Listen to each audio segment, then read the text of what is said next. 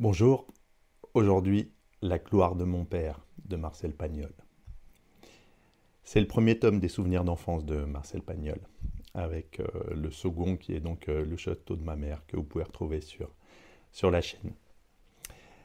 C'est une série autobiographique dans laquelle il raconte avec émotion et nostalgie ses premières années. C'est très beau. Publié en 1957, ce livre se concentre principalement sur la figure paternelle, et plus largement sur les aventures de son enfance en Provence, marquée par les vacances en famille dans les collines et les premières découvertes marquantes de sa vie. Ce roman se déroule dans le contexte de la Belle Époque, où la vie était plus simple et où la campagne provençale offrait un refuge idéal pour les citadins. Le livre est centré sur la relation entre Marcel et son père, Joseph, un instituteur laïque et passionné. Le récit est construit autour des souvenirs de vacances familiales dans les collines près de Marseille, où Marcel découvre les merveilles de la nature, développe une admiration pour son père et vit des aventures pleines de joie et de découvertes avec son frère Paul et son amie Lily. Le récit commence à Marseille, où la famille Pagnol vit dans un modeste appartement. Joseph Pagnol est un instituteur très respecté et passionné par son métier, profondément attaché aux valeurs républicaines et laïques. Marcel, encore un enfant, voit en lui un modèle de sagesse et de rigueur, tout en étant parfois impressionné par son autorité. Sa mère, Augustine, est une femme douce et aimante, dévouée à sa famille. Elle représente la figure maternelle rassurante, attentive aux besoins de ses enfants. Dans cette première partie, Marcel évoque son enfance à Marseille avec beaucoup de tendresse. Il décrit son quotidien, rythmé par les cours de son père et les moments passés en famille. Joseph est un homme profondément intègre et honnête, attaché aux principes de l'éducation et de la transmission du savoir. Marcel admire énormément son père, et bien que celui-ci soit parfois strict, il ressent un immense respect et une certaine fierté d'être son fils. La vie à Marseille est simple, mais heureuse. Marcel et son frère Paul sont des enfants curieux, avides de découvrir le monde qui les entoure. Leur mère, Augustine, est leur confidente et protectrice, toujours là pour les réconforter et veiller à leur bien-être. Elle incarne la douceur et la chaleur du foyer, tandis que Joseph représente l'autorité et la force de la figure paternelle. Le récit prend un tournant lorsque Joseph décide de louer une petite maison de campagne pour les vacances d'été. La famille Pagnol se rend donc dans les collines provençales, près du village de la Treille. Pour Marcel, c'est le début d'une nouvelle aventure, loin de la ville et de ses habitudes quotidiennes. La campagne provençale,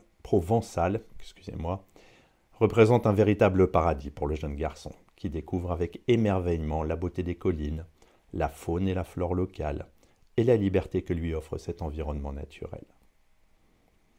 La maison que la famille loue, bien que modeste, est un véritable havre de paix pour eux.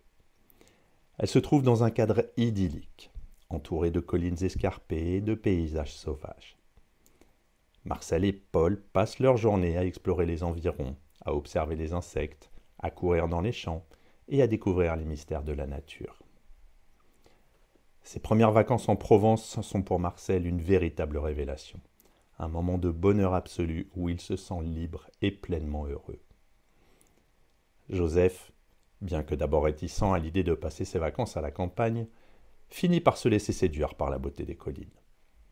Il se prend de passion pour la chasse, une activité à laquelle il n'avait jamais vraiment pensé auparavant.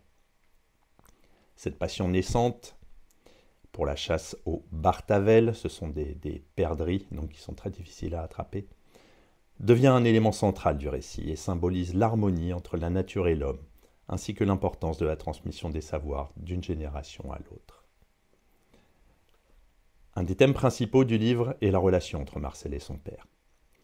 Joseph Pagnol est donc fier, compétent, mais il est aussi parfois distant et sévère, notamment en raison de son statut d'instituteur. Marcel ressent à la fois une grande admiration pour lui et une certaine distance, car il le perçoit comme une figure autoritaire.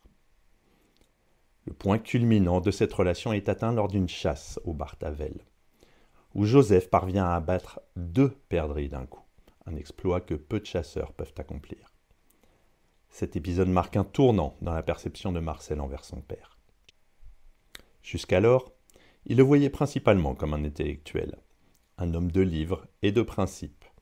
Mais cet exploit le transforme à ses yeux en un héros capable de maîtriser la nature.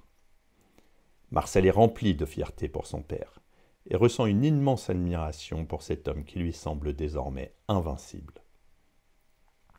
Cette scène est l'une des plus emblématiques du roman, car elle illustre à quel point Marcel idéalise son père et cherche constamment à obtenir sa reconnaissance.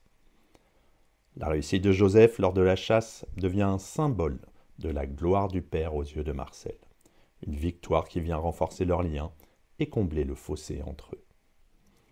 Marcel se sent enfin pleinement connecté à son père, qu'il perçoit désormais non seulement comme un modèle d'intellect et de moralité, mais aussi comme un homme capable de prouesses physiques.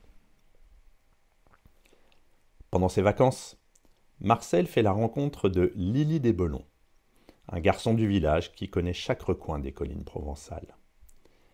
Lily devient rapidement l'ami inséparable de Marcel et son guide dans ce nouvel environnement.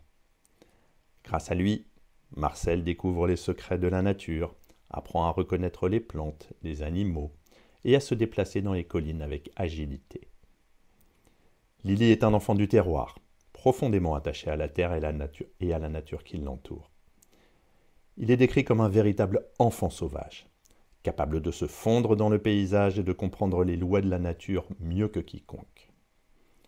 Grâce à lui, Marcel apprend à apprécier encore plus les merveilles qui l'entourent et développe un amour profond pour la Provence. Leur amitié est marquée par de nombreuses aventures par les collines où ils chassent les papillons, pêchent et observent les oiseaux. Lily devient un mentor pour Marcel, lui enseignant les rudiments de la vie en pleine nature et l'aidant à développer une certaine autonomie. Ensemble, ils partagent des moments de liberté absolue, loin des contraintes de la vie urbaine et des attentes des adultes. Cette amitié est également symbolique du lien que Marcel établit avec la nature. À travers Lily, il découvre un monde où règne l'harmonie entre l'homme et son environnement et où les valeurs simples et authentiques prennent le pas sur les conventions sociales. Lily incarne l'esprit de la Provence, un esprit libre et sauvage que Marcel adopte au fil de ses explorations. Bien que la gloire de mon père soit centrée sur la figure paternelle, la mère de Marcel, Augustine, occupe également une place importante dans le récit. Augustine est une femme douce et aimante, dévouée à sa famille et soucieuse du bien-être de ses enfants. Elle représente la stabilité et la chaleur du foyer, un contrepoint rassurant à l'autorité de Joseph. Augustine est également marquée par une certaine inquiétude face à la chasse, une activité qu'elle perçoit comme dangereuse et violente. Elle ne partage pas l'enthousiasme de son mari et de ses fils pour cette pratique, mais elle n'exprime jamais ouvertement son désaccord, préférant rester en retrait. Cependant, sa présence silencieuse et protectrice se fait toujours sentir, et elle incarne donc cette figure maternelle rassurante, toujours prête à consoler ses enfants en cas de besoin. La relation entre Marcel et sa mère est empreinte de tendresse et de complicité. Bien que Joseph soit la figure d'autorité, Augustine est celle vers qui Marcel se tourne lorsqu'il a besoin de réconfort. Elle est également la garantie de l'unité familiale, veillant à ce que les tensions entre son mari et ses fils soient apaisées et que la famille reste soudée. Augustine représente ainsi l'amour inconditionnel et le sacrifice maternel, des valeurs que Marcel admire et respecte profondément. La fin des vacances marque un retour à la réalité pour Marcel et sa famille. Après avoir vécu des moments de bonheur intenses dans les collines, il est difficile pour eux de quitter cet environnement idyllique et de retourner à la vie urbaine, à Marseille. Marcel ressent une profonde tristesse à l'idée de quitter les collines et de dire adieu à Lily, son amie fidèle. Le retour à Marseille est empreint d'une certaine mélancolie, car Marcel sait que les vacances sont terminées et que la routine de la ville reprend. Cependant, il garde en lui les souvenirs précieux de ces moments passés en Provence, des souvenirs qui resteront gravés dans sa mémoire pour toujours. Ces vacances marquent un tournant dans sa vie, car elles lui ont permis de découvrir la nature, de se rapprocher de son père et de tisser des liens d'amitié sincères. Le récit se termine sur une note d'espoir, car bien que les vacances soient terminées, Marcel sait que d'autres aventures l'attendent dans les collines provençales. Il garde en lui l'amour pour la nature et le respect pour son père, des sentiments qui continueront à le guider tout au long de sa vie. Pour conclure, j'avais lu ce livre lorsque j'avais peut-être 12-13 ans et j'avais pas bien compris un peu l'impact en fait de tous les mots de Pagnol. Et relu récemment et en fait c'est fantastique. En tout cas c'est mon avis. La gloire de mon père est donc un récit autobiographique empreint de nostalgie et de tendresse, où Marcel Pagnol retrace les souvenirs précieux de son enfance. À travers ses vacances en Provence, il découvre non seulement les merveilles de la nature, mais aussi les valeurs familiales, l'amitié et l'admiration pour son père.